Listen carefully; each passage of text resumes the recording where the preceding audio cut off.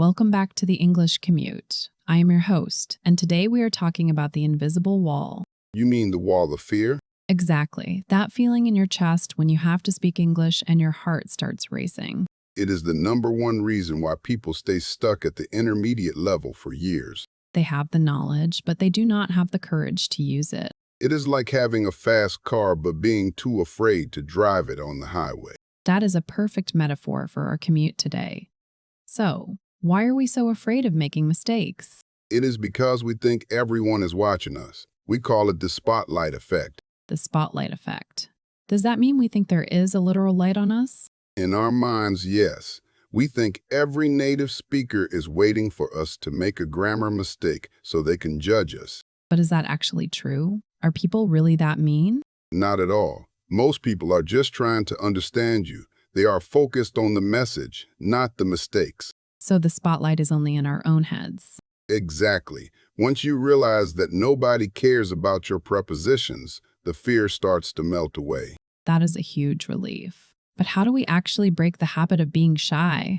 We use the confidence code, and the first rule of the code is to fail fast. Fail fast? That sounds like bad advice for a language learner. It sounds crazy, but it works. If you are afraid of making a mistake, you will never speak. So I should try to make mistakes on purpose? Not exactly on purpose, but you should accept them as the price of admission for fluency. Like paying for a ticket to a movie. Yes, every mistake is a coin you put into the machine of fluency. Eventually, you have enough coins to win. I love that. So for our listeners right now, how can they practice failing fast today? Start with a low-stakes conversation. Talk to someone where it does not matter if you are perfect. Like the person at the coffee shop? Perfect. Or even a voice assistant on your phone. Just get the words out of your mouth. What about the physical feeling of fear? The shaky voice and the sweaty hands? That is just adrenaline. Your body thinks you are in danger. But I'm just ordering a sandwich. Your brain does not know the difference between a tiger and a difficult English sentence. So how do we calm the brain down? Use power phrases. These are short, simple sentences that you know 100%. Like, how is it going? Or, can I get a coffee? Yes. When you say something correctly and easily, it sends a signal to your brain that you are safe. It is like a warm-up for your confidence. Exactly. Once the brain feels safe, it opens up the language center and you can access more complex words. I have noticed that. When I am nervous, I forget even basic words. That is because your brain has shut down the non-essential systems to focus on survival. So being relaxed actually makes me smarter in English. It really does. Relaxation is a fluency tool. Let us talk about the mistake-first strategy. You mentioned that earlier. This is for the perfectionists. If you are terrified of making a mistake, start your day by making one intentionally. Really? Like saying, I goes to work instead of I go to work? Yes, say it to yourself in the mirror. See, the world did not end. You are still alive. It sounds silly, but I can see how it takes the power away from the fear. It breaks the spell. You realize that a mistake is just a sound, nothing more. For our commuters right now, they might be feeling nervous about a meeting or a presentation today. If you have a big event, use the visualization hack. Like athletes do before a race? Exactly. Close your eyes for a moment. Imagine yourself speaking English clearly. Should I imagine myself being perfect? No. Imagine yourself making a mistake, laughing about it, and continuing anyway. That is much more realistic. It prepares your brain for the reality of conversation. It takes away the shock of being wrong. I think many of us compare ourselves to native speakers and feel less than. That is a trap. You are not a broken native speaker. You are a successful bilingual person. A successful bilingual person. I like that title much better. You should.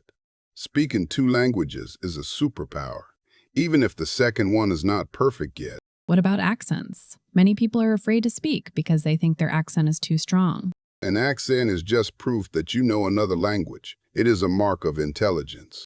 But what if people cannot understand me? Clarity is more important than accent.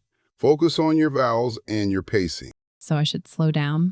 Yes, nervous people speak too fast. Slowing down gives you time to think and makes you sound more confident. It is a fake it until you make it strategy. Exactly. If you act calm, your brain will eventually start to feel calm. Let us talk about recovery. What do I do when I actually do make a big, embarrassing mistake? Own it. Laugh. Say, sorry, my brain is still in my native language today. That makes the other person laugh too. It breaks the tension. It shows that you are confident enough to be wrong. That is the highest level of confidence. So the goal is not to be perfect, but to be unshakable. Unshakable. I love that word. It means you keep going no matter what happens. For our listeners, let us give them a confidence challenge for their commute. Okay.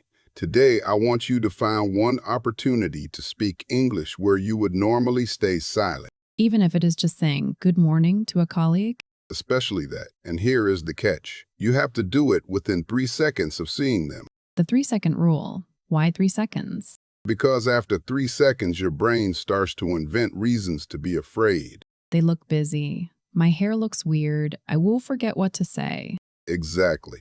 Beat the fear by acting before the brain can start complaining. That is a powerful tip. I'm going to try that myself today. It works for everything in life, not just English. We have talked about the spotlight effect, failing fast, and the 3-second rule. And do not forget the power of a smile. A smile? Does that really help with English? It is a universal signal of safety. If you smile, the other person relaxes, and if they relax, you relax. It is a positive feedback loop. Precisely. You are in control of the vibe of the conversation. I think many learners feel like they are at the mercy of the native speaker. You are an equal partner in the conversation. Never forget that. This mindset shift is so important. It is not just about grammar rules. Grammar is the skeleton, but confidence is the skin and the muscles. You need both to move. If you are a B1 learner and you feel like you will never be confident, what do you say to them? I say, look how far you have already come. You can already understand this podcast. That is true. This is a 15-minute talk in English. If you are listening, you are already winning.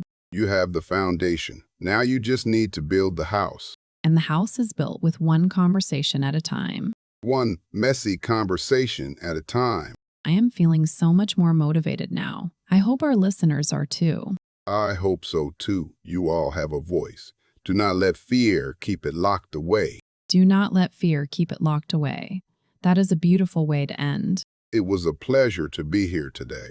Thank you for joining us. This has been a truly empowering episode. Happy speaking, everyone. And to all of you on your commute, thank you for listening to the English Commute. We are proud of the progress you are making. Check out our YouTube community tab. We have a poll about your biggest speaking fear. Let us talk about it. You are not alone in this. We are all in this together. Until next time, keep commuting and keep speaking. Safe travels and stay confident. This is the English Commute, signing off. See you in the next episode. Bye for now. Bye. Wait, I have one tiny bonus for you before you arrive. A bonus? Yes, a confidence mantra. Oh, I like this. What is it? Repeat after me. My message is more important than my mistakes. My message is more important than my mistakes. Say it 3 times in your head. It is the truth. It really is. Your voice matters. Okay, now we are really done. Go out there and be brave. Take care. Bye. Bye.